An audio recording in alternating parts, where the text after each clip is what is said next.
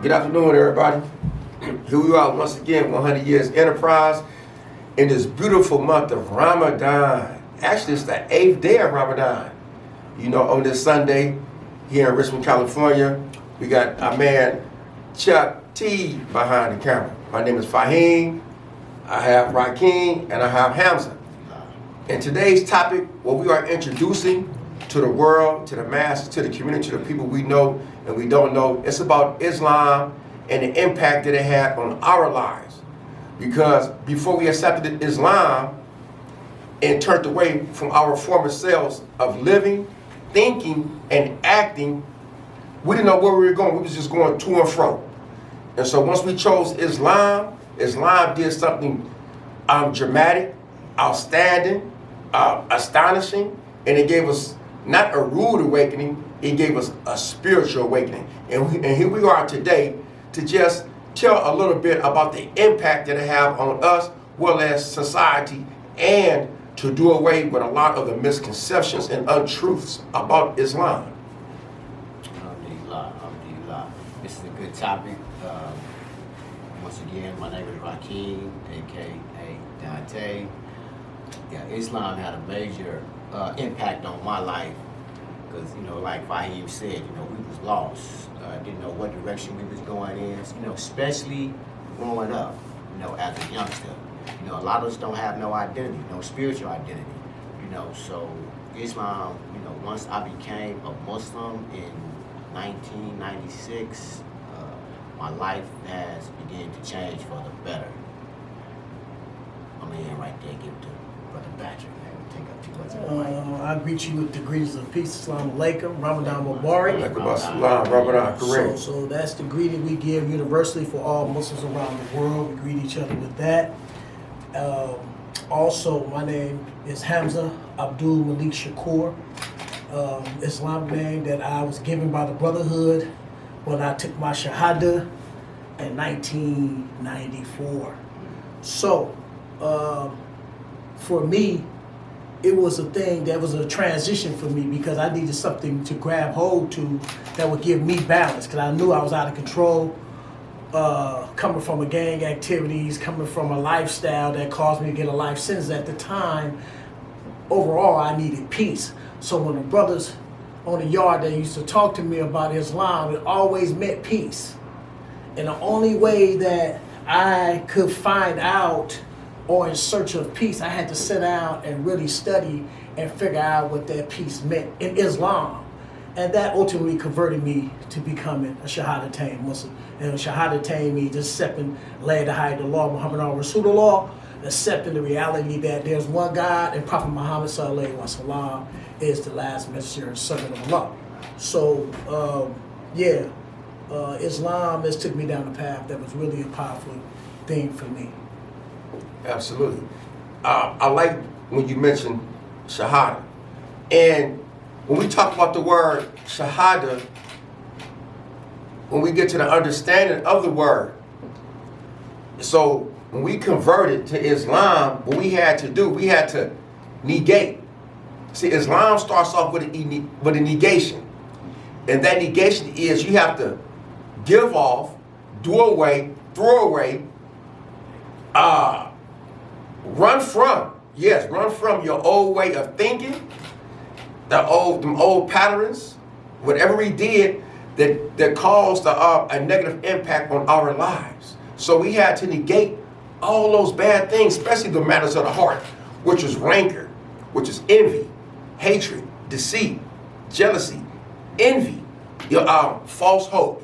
All those different things we had to negate, we had to do away with. But was it easy to do away with it right then and there? No, because what it is, it's a process just like anything. Just like the movie Training Day, right, with Denzel Washington. Yeah. When he was introducing the young man, right, he was training and gearing him up to become what? The proper detective. But what he didn't do, he didn't negate him and tell him to go away from the old lifestyle, right?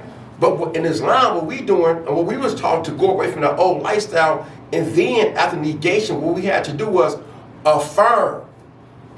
So like Hamza was saying, we had to go, La ilaha illallah. So that la means no. Then the illallah, means to accept Allah in our lives, and that's what we had to do. In order to accept Islam and Allah in our lives, we had to negate, go away from something, and then turn towards something which is positive. The Shahada, and then what we had to do, we had to start praying 5 times a day. We had to be studious, right, about the prayers. And that prayer really helped me become the person I am today. Actually, praying 5 times a day, it saved my life and allowed me, by the grace and mercy of Allah, which is the Creator, to be here today and conveying this message to the people. Islam is a very unique religion, and the reason why I say that, because just like Fahim said, we constantly praying 5 times a day, and to be a real true Muslim, you really have to be studious of the teachings. You really have to be studious of the things that we learning, that we have learned. Because if you don't, then guess what? You can always be led astray. Get off the surpasses, which surpasses means the straight way, the straight path. And that's what we're focusing on, the straight way and the straight path. And we want to stay focused on that. But as Islam played a part in my life, it made me think differently. It made me get away from all the negative, thinking, the negative behavior. Because for me, I always thought negative, especially, growing up, especially, my first few years in prison. Like I said, it took me all the way to 96 to become a Muslim. Islam was introduced to me by my sister in 1990, which at that time it was presented, but I told her I wasn't ready because I didn't want to seem like when I came to prison that I was running from something. So I needed to, find my way first. And then once I found my way, I became a Muslim in 1996. And being a Muslim is the beautiful thing that I ever could have did, in my life. Because now I'm at a sense of peace in my mind and in my heart. Now I'm a better person. And like I said, Islam had a major impact on my life. And also the brothers, Muhammad Sharif, Sheikh Muhammad Sharif, Abdul Rauf, Ricky Rashid, Rashid, all these good brothers, Kel Muslim, had a very impact on my life, and some of the brothers that we was locked up with had Absolutely. a major impact. And so, what we're doing today and what we have done, we took teachings and the things that we learned in prison and we brought it out here. So that's Absolutely. what makes it very, very powerful, and that's what makes it very, very unique, because we didn't leave it. Let me break it back. We didn't leave our Quran, we didn't leave our kufi cap, we didn't leave our prayer rug at all around. We were getting ready to parole. Absolutely. We took all that with us for what I said knowledge.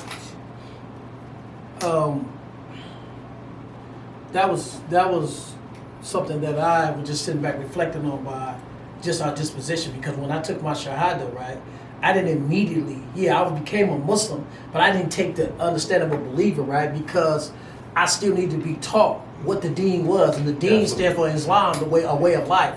Because sometimes we incorporate things, or we perceive a thing as a religion, right? But really, it's a way of life. And that's what al-Deen means, the way of life. And so it comes with a practice, just like the month of Ramadan, the 9th month of the lunar calendar for the Muslims, Ramadan, where the book was revealed to the Prophet, right? In that month, it established the fact that we had to fast. And that fast is to really feel and recalibrate, so to speak, and get back on the straight path, because we're not perfect. We're not painting the picture that we're perfect, because it took me years to really embrace it in a way that is embraced by the Quran wa Sunnah. And this is when I'm talking about the Holy Book. In this month, that was something that I had to really work at. So I don't want nobody watching or hear this message that we're saying and take it as if we converted immediately. No. It was work in progress. Exactly. Because we had a lot of things to work on. We figured out that, like Fahim was saying, about leave the things that we did before we took our Shahada. That was a marriage. Mm-hmm. That was something internally that we had in ourselves. That some of the things that they wanted me to separate from, I love doing. Yeah. Right? But I knew, right, once I continued to pray, because it was the first thing that was taught to us at the ladder height, to allow us to pray, right? And then after that, I had to get with the brotherhood, the righteous brothers, and really learn what I need to know to stand on the straight path, which is the Qiyam. stand straight up and going on Siratu, which is the straight path for all Muslims, right? And that's something that we have to work on every day, and that's why it's so important that we pray 5 times a day.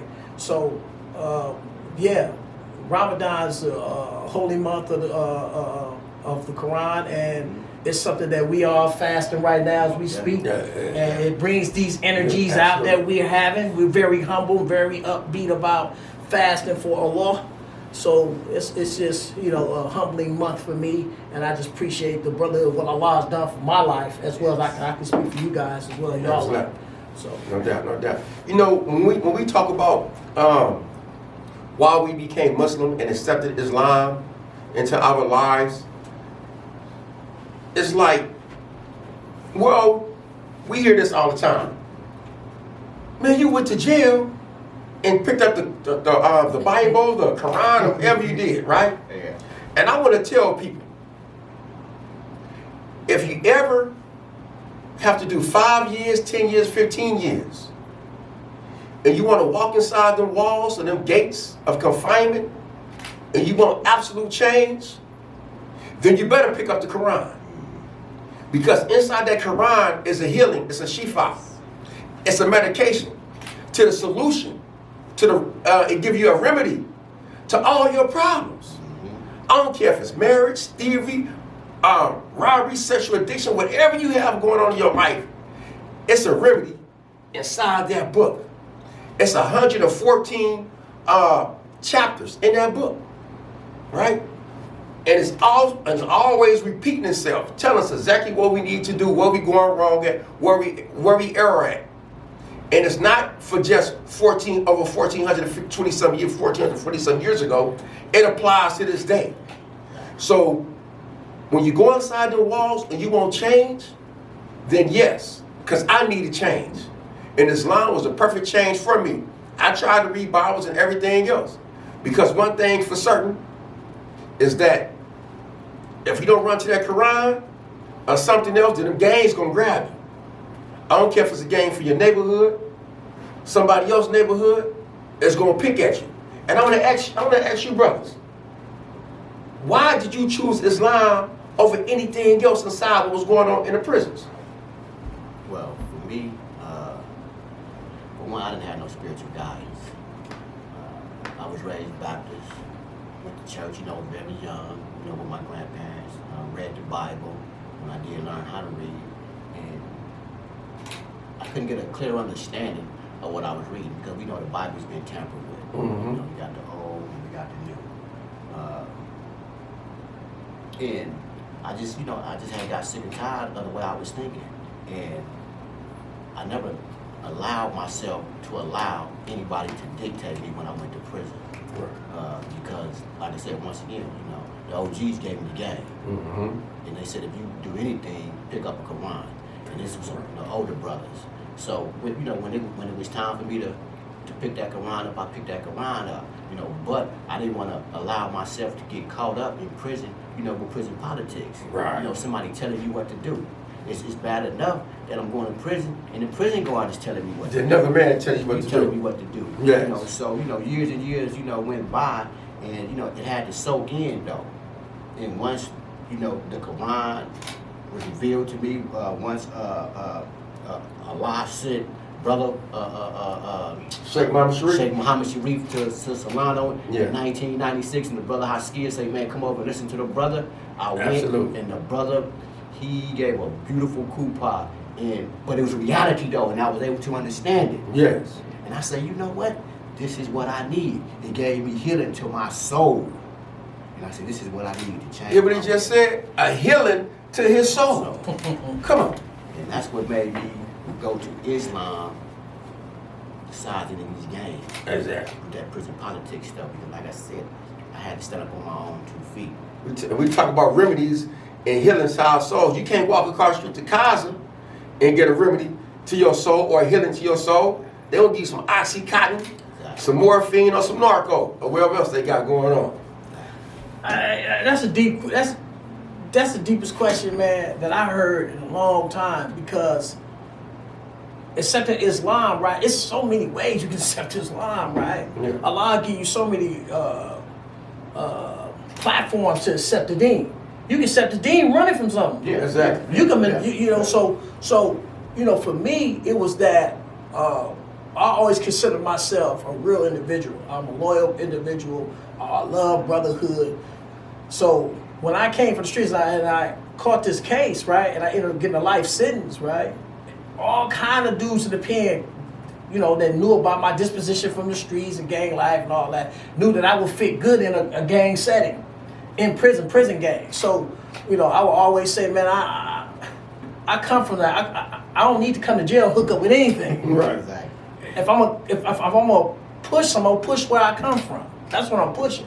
But when I realized the reality of where I came from didn't mean as much as I thought it meant, then I knew I was in a contradiction. I'm living a contradictional life, right? And so I say, you know, I need to find something. If I consider myself real, then I need to find and connect with something that's bigger than everything that I can stay committed to. Absolutely. And so when I came across Islam, matter of fact, I ain't gonna say his name, but he was one of the biggest drug dealers in Oakland that turned me on to Islam in the county. He told me that. He said, look, man, he had me going to Juma, and he was doing all kind of things later on down the line that wasn't the dean, but he introduced me to Islam, and he had me going to Juma with him in the county of Alameda County once a week, and it was just me and him with the imam. Absolutely. But when I got to the pen, I kind of held on to that. So I just started going to Juma, and that helped me avoid the pitfalls of gang life and stuff like that in prison. But I still needed something more. I needed to commit to it. And I believe it or not, when I took my Shahada at Pelican Bay, I wasn't as, my foundation wasn't solid. Yeah. You know what I mean? So when I got to Solano and we seen Muhammad Sharif, it put everything in order. Yes. And so I just said to myself, you know, what is better than this? Allah said the wonders of Allah is the most profound thing that can ever be a part of. Mm-hmm. There's no partners, no associations. You bow down to him 5 times a day to him. It ain't no association, ain't no trinities, ain't none of that. It's going straight to Allah. So I found that to be profound. That's what I necessarily need to be in Qiyam. And so that's what was the purpose of me taking my Shahada, because I felt myself as a real individual and I need to bow down to something bigger than me. So, yeah, you know, it almost brings me to tears when I think about it, because, you know, that's a powerful question. I can go for hours just talking about why I did that. But I appreciate that question. Yeah, You know? I mean, the question is very needy, because people really want to know why we are the people who we are. What makes 100 years 100 years? What makes this 100 years? And it's not just because we came together and collectively done 100 years, but who are the men? Who were the men before 100 years? Because we had to be someone to get here. And then to get here, to be able to walk off those gates of confinement. And for myself, when I accepted Islam, I was in the youth authority in 1992. You know, and the youth authority was just so much going on. And now the gang life in there, it was just fighting, it's just so much. So I was lost. I was lost. I was in a chaotic situation. I didn't know who I was as a man, as a human being. Because, you know, I'm young. It's just, I'm filled up with anger, aggression. It's just so much, you know. And when I first found the book in a pile of garbage, it was called Jesus, the Prophet of Islam. I'm in a dormitory sweeping. I saw a small book. I picked it up. Like, I just put it in my locker, and I never read it. 5 months later, I was transferred from Preston Youth Authority to DeWitt Nelson. And ironically, at this time, it was the month of Ramadan. But I didn't know what Ramadan was. I'm working in the kitchen. And I see some people coming through the kitchen. I saw one brother, rest in peace, a good brother. His name was Adari Samad. He's from North Oakland. Kevin Stewart. And everyone else was coming to the kitchen. They were eating. And so except him, I watched his pattern for 2 days. I'm like, and what I was doing, it wasn't so much as I was watching him. I was watching some of the female staff coming through. I'm like, man, I'm gonna try to get one of them after I get to the door, because that was my mentality at the time, right? So when I get to the door with him, I asked him what was he doing at that time. He said, man, I was fasting. So he really started breaking down what was Ramadan. You know, really he was fasting and invited me to one of the education circles, what was called Talim. Once I started going and met the brothers and met the Imam, Muhammad Masood, I accepted Islam. I'm 21 years old. Accepted Islam. I still didn't gather a grasp of full fundamentals of Islam. I wanted it looked good, it tasted good. I needed a lifestyle change, and I knew this was going to be the best thing. What was going to help me to survive in prison. If I was running for something in prison, maybe I was. But I'm glad I was running for something because I ran into Islam. And so once Islam captured me, and I went from CYA to Tracy to Jamestown, lo and behold, ran across Muhammad Sharif, 1996. But prior to that, there was an OG named Farouk. OG Farouk was on the yard. And he grabbed his hair. I'm 25 years old. He immediately put me on suture. Now you on suture, a couple of us.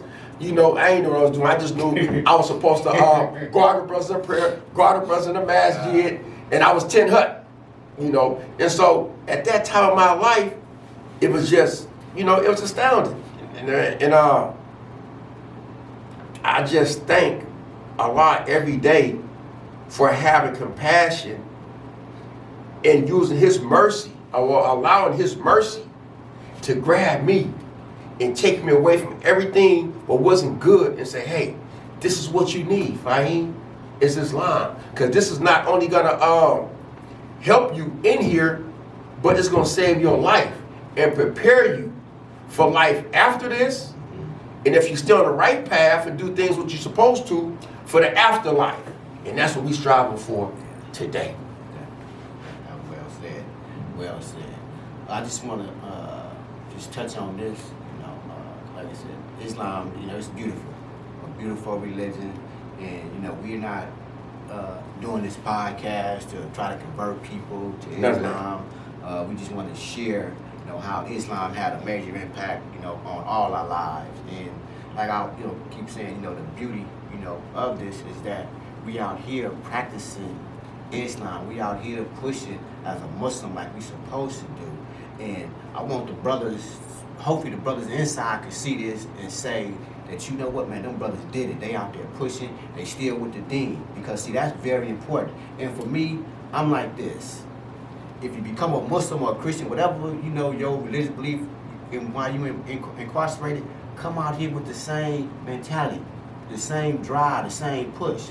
And that's what we doing. And like Fa just said, you know, changing is a process. Becoming a Muslim is a process. You know, recalibrating yourself is a process. Because we had that negative behavior, thinking like a criminal, as youngsters thinking like a criminal when we went to prison. Until we came into the folds of Islam, which changed our life, you know. So Islam is a very beautiful thing, and, you know, we need, as human beings, we need that spiritual guide. We need that spiritual healing. We need that. Because if we ain't got that, guess what? We lost. Very much. I'm going to add, I'm going to be real short. I just want to say, too, also, this is very important to point out, right, to people who's listening, right, is that Islam surpasses all barriers. Yeah. So I know people sit and think about why we so close and we one for open, one for rich, all these things, right? But, you know, we got to put that out there so the people understand our brotherhood. Because, you know, without the brotherhood, you know, because we rank and file in prayer, you know, and we line up in prayer, right? And then on top of that, right, we function to the same capacity. We all different, but we still function the same principles that led us to take our Shahada. And so with that, we formed a beautiful brotherhood. One for my brother, one for myself, right? So with that, right, it surpasses all boundaries and barriers. So you could be from El Segundo. If you practice the deen, you're a good brother. You're my brother. I ain't on no street thing. I'm past that, and I'm a grown man. It matures you in your thinking. That's why we say Qiyam, to have you sit straight up or stand straight and erect in your thinking. And then we get caught up in, you know, even I see old dudes our age still claiming they, you know, you know, they hold that deer to where, you know, they don't see nothing past that. They trapped. That or and exact absolutely. I'm trying to find the right word to say. Well, they just that's their ethos. Yeah. You know what I mean? And my thing is, Islam will have you travel all around the world, have brothers all around the world. Definitely. We close with brothers from different countries. Y'all just see us together all the time, but we got brothers that we from different states, different countries. I do want to say we deep. We got over 1 billion Muslims around the world. Right. Different nationalities as well. All nationalities. So that's All nationalities. Yeah, but that's the foundation of our brotherhood too. So people would know that it's just past. We love each other, we embrace, but it came through Islam. It came through that Islam, and it made us embrace each other so dear that anything. I don't want to go. I mean, anything go deep. We feel it. Yeah, I can feel his pain. I can feel his pain because it's the oneness of Allah. I pray with you. Exactly. I bow down with you. Now, all right, great. When we talk about the impact of Islam, here's a question for all of us, myself included, and some of y'all out there who gonna watch this and know this beautiful brother. What impact did Sheikh Muhammad Sharif have on your life? You first. Me? Yeah. Yeah. He gave me the ideal sense of what a man's supposed to be. That's first. It led to me want to grow my beard. It led to me, right, that just because bow down to Allah doesn't make you weak. Had me praying on the yard and everything. Because he said, man, bow down to your Lord is the biggest strength that a man can have in this world is to worship your Lord in front of everybody. In front of everybody. And he treated me as an equal. And he gave me knowledge. He didn't give me trinkets. Yeah, I had the kufi hats and the oils and all that, which he gave as zakat. But I'm saying the main number one thing he gave me intellect, right? And knowledge to stand upright and to love the deen. And to see myself as an African, right? That we could be leaders. Because, there's a stereotype that comes with the deen that majority Muslims are Arab. Yes. And that's not true. So he was an African, came amongst us, and he recite his tortil, his articulation of the Arabian language was profound. And he looked it like me. So it made me humble myself and say, how can I get that? Absolutely. So, he was just a profound individual, man, that impacted my life and helped me change for the better and signify what a man is, what a real man is. I most definitely got to concur to everything that you said. His presence and the things that came out of his mouth, it made me change my way of thinking. And that was powerful for me. Yes. And the reason why I say it was powerful for me is because I didn't think anything was wrong with me. So when you hear a man come from the streets, a Muslim man, a black man, a strong man, a leader, and he's saying, hey, man, you can be anything that you want to be. Absolutely. And the things that he was saying was righteous things. He wasn't telling me to go pick up a gun or go get a knife or none of that. So the way that he came, his approach, and the things that came out of his mouth, it had a very significant impact on my life. Just to see that man and how he spoke, the way that he spoke, was strong. Absolutely. A leader. Yes. And and that had a very profound impact on me. And that's why I said I have to become, after listening to that brother, I said I have to become a Muslim. Because now I can go out here and hold my head up high. I can go out here and pray on the yard. I don't care about what Joe Blow might think of me. Exactly. See that, wow, you with the Muslims. Yeah, I'm with the Muslims. Mm-hmm. So that brother, just his presence and the things that came out of his mouth, impacted my life, for the better. And still having a major impact on my life. Excellent. And he also told me this, because I had a long perm as a Muslim. He said, brother, the prophet, honored his hair. So honor your hair. Exactly. And I honored it.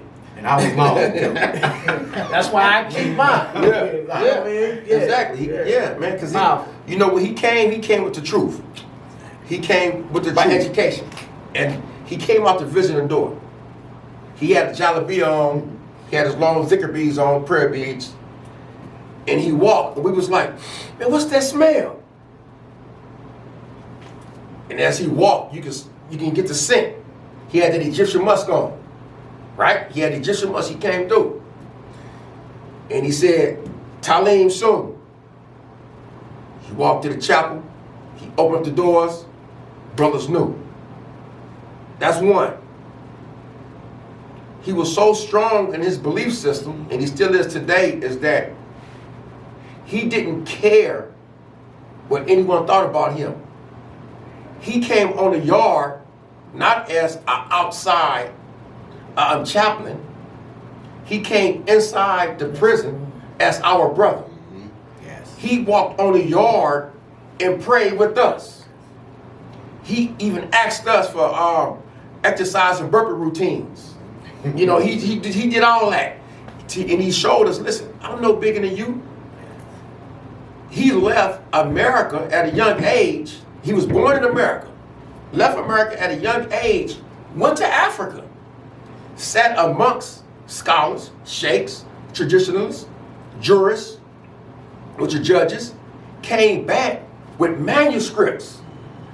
Put on a podium and say, hey, I came to give y'all this. Open them up. He translated, transcribed them to small little books. One of the first books was called Ruah Salat, right? The Spirit of Prayer. Gave it to us, a small book. You learn this book inside and out, you're going to master your prayer. I learned the book inside out. And another thing, he said, listen, I'm coming here to give y'all the truth because ain't nobody else going to do it. I don't know how long I'm going to be here. So take it. He left, went to Saudi Arabia, came back on Umrah, Lesser Hajj. He came back. He saw us 2 more times. He said, listen, they trying to get me to wear a wire to listen to y'all and come debrief. Remember all that? Yeah. To say, what we got? He said, I'm not doing none of that. They're my brothers. And when it was time for him, mashallah, by the grace and the power of Allah, to leave, the institution of Salona State Prison put a big picture outside the prison, said, do not let this man in. Not for anything that he have done wrong, but for the truth, what he brought us.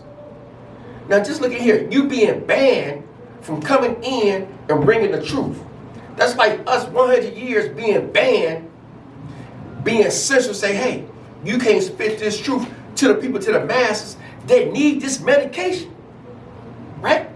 Just need this magical, you can call it whatever, syrup was going to help and do what? Heal the people and form them from their own selves to new selves to find a positive way of thinking, which is Islam, what Allah brought to his prophet Muhammad, peace be upon him, through the Quran, through his companions, through his friends, through his sahabas, through his answers, his helpers, and say, hey, you men and women, take this. That's what he did for me.